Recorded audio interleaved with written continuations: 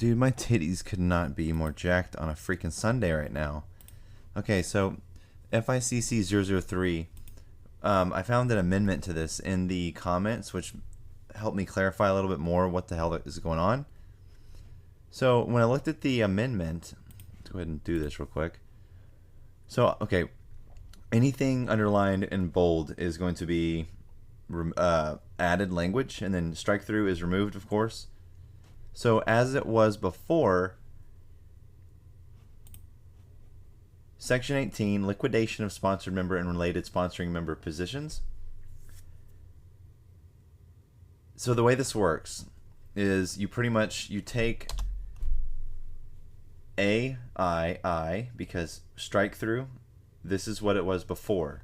So if we want to look at how it was before, I, you just take those two sentences and you put them together, and that's what it's talking about. So I is not relevant whatsoever, only I. So the new rule now, since we have an underlined I, the word and then B here, now it's AIB. So once we add these together, this is how it reads.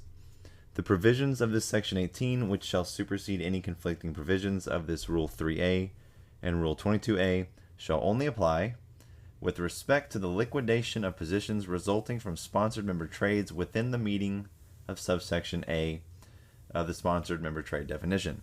Now, sponsored member trade is basically a institutional buyer that has a certain amount of capital on hand, but that's beside the point.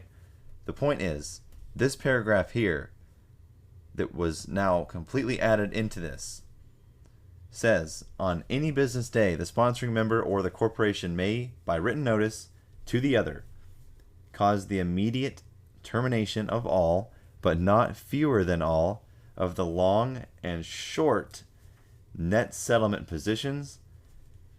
I'm going to say that again. Long and short net settlement positions, fail net settlement positions, and forward net settlement positions of the sponsored member established in the sponsoring member omnibus account.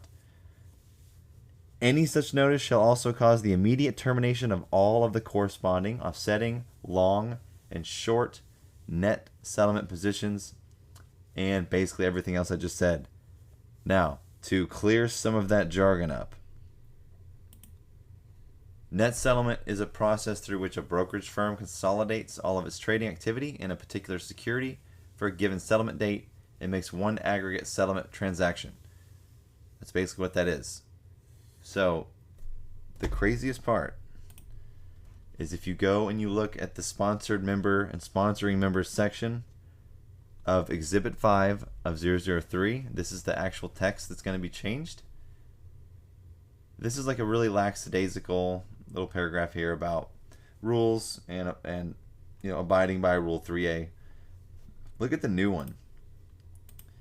Look at the language here. It's saying that despite of which type of netting member you are, each sponsoring member shall submit the legal entity identifier, which is the LEI number, for each of its sponsored member applicants as part of the application of such sponsored member applicant.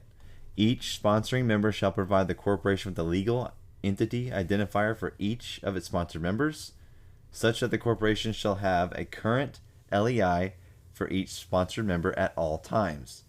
The sponsoring member shall indemnify the corporation and its employees, officers, directors, shareholders, agents, and members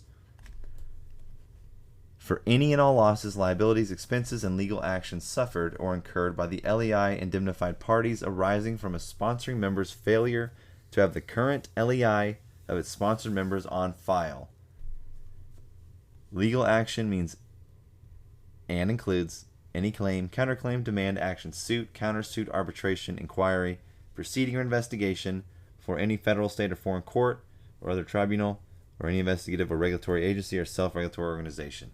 So basically, FICC is not jacking around anymore. This whole GC service sounds like a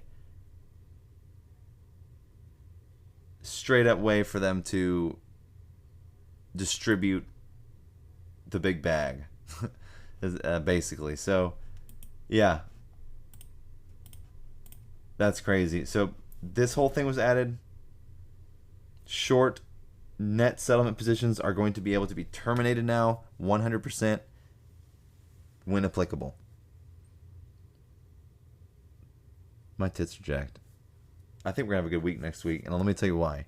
I think Friday could have been their last stand. I mean, we just saw like some of the most blatant manipulation we've ever seen as far as this movement.